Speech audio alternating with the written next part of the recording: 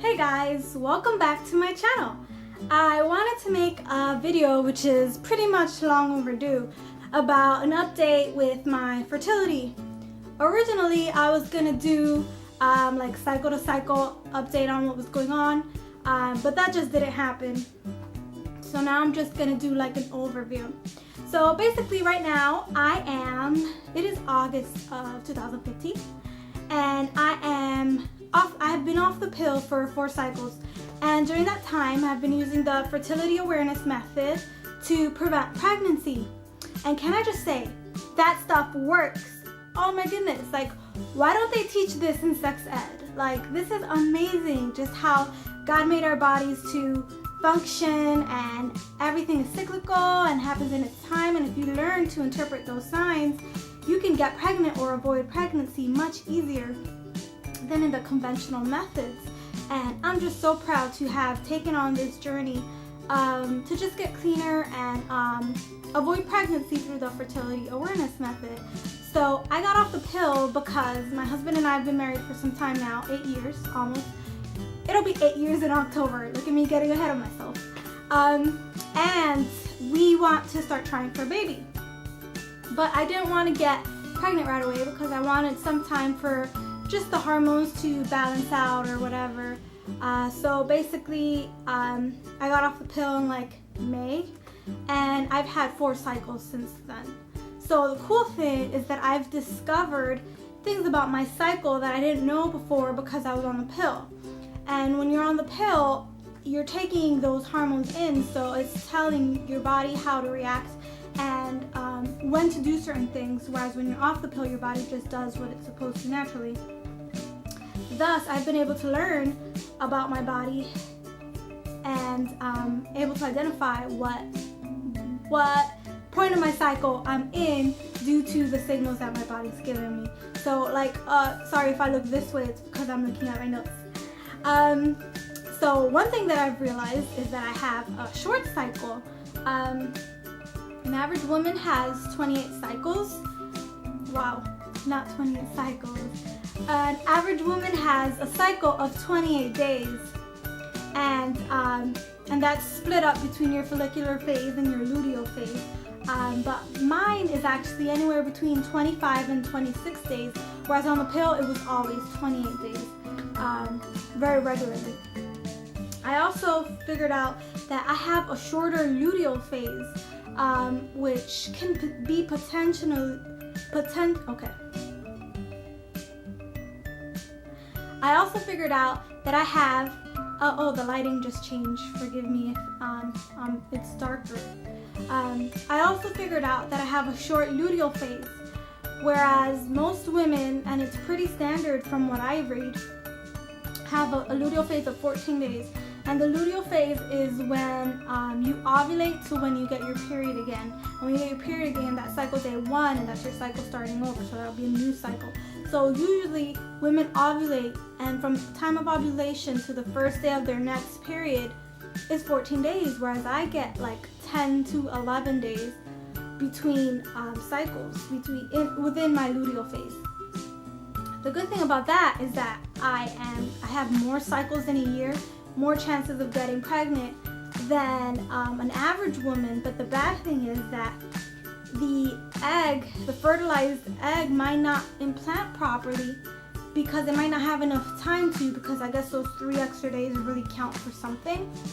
So I guess we'll see. It could mean that I have low progesterone, but they really don't look into it unless you've had some kind of fertility issue. I had a miscarriage in May of 2014, so I don't know if it was related to that, because actually back then that was a 28-day cycle, so I don't know. I was having 28-day cycles back then, so I don't know if that was it. It was a chemical pregnancy, and they say that chemical pregnancies don't count as real miscarriages because it's just not further along in a pregnancy. It's not far along in a pregnancy. Yeah, I don't know when it starts counting as a miscarriage, but so I don't know. Hopefully, when I try to get pregnant again, none of that will be an issue. I'll just have to bring it up at a prenatal appointment when I go. But the cool thing is that there are other things that I've also figured out, like I don't get PMS now that I'm off the pill. It's amazing. Before I used to get like mood swings, and the weird thing is that the pill is supposed to help against that, but for some reason now that I'm off the pill, I'm more predictable to myself. So on the pill, right before my period, I'd have that crazy time, and now I'm pretty stable. I get a little emotional before I ovulate for some reason. Isn't that strange? But it's so cool because when you're keeping track of your cycle and you're writing your symptoms down, you can see patterns over time, which is why I encourage every woman out there, if you're able to track your cycle and get a basal body thermometer, get an app. I've used Ovia, and I've since switched to my Fertility Friend because it just has so much more information that you can record and that it interprets for you. Get off the pill and figure it out and do it, if you know, because you just learn so much about your body. Unless you're on the pill for some medical reason. Obviously, I'm not a doctor.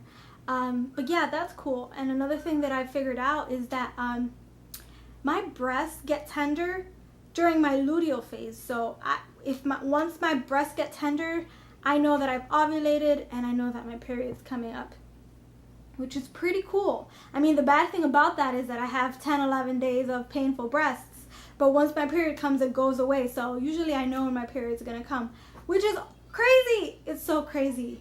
I don't understand why I haven't been doing this for forever. And another thing is that this was a very good idea, and I'm very happy that I got off the pill, because I've noticed that I've become more fertile as the cycle has gone on, as the cycles have gone on, because of the quality of my cervical mucus. Originally when I got off the pill, I wasn't seeing much egg white, and egg white's supposed to be like the most fertile you can possibly be. Like, that's the time to baby dance, that's the time to get it on and get pregnant. And I didn't have much. And then as the cycle has gone on, I went on to like 1 day of egg white, and then 2, and I'm finally like a good 4 days of egg white, which is pretty cool, because it means that there'll be more cervical mucus that will keep the sperm fertile in there when the time comes. So basically what I've been doing is keeping track. I've been taking my temperature every day. When the temperature's low, that means that you have not ovulated. So the temperature only helps to determine when ovulation happened, because once you've ovulated, it'll go up. So it'll tell you that you haven't ovulated yet. Then you keep track of your cervical mucus. You'll be dry in the beginning of your cycle, then you get sticky, which is still infertile, but once it gets like a lotion or creamy, that's considered fertile. And then egg white is the most fertile. That means you're very close to ovulation. So when mine gets creamy and egg whitey, I use condoms. And then once I get dry again, after you've ovulated, you get dry again, and then you can have unprotected sex again, which is so cool, because I mean, you go on years and years so paranoid about not getting pregnant, and then it turns out it's not that easy. You only have a 20% chance of getting pregnant every cycle, and it's like, why don't people know this? Why don't people know this? Why didn't you tell me? I'm okay. So anyway, that's something that I definitely want to teach my daughters when they reach adolescence, you know, and something that I've tried to impart to my friends, and basically YouTube anyone who will hear me, because I just think it's so incredible.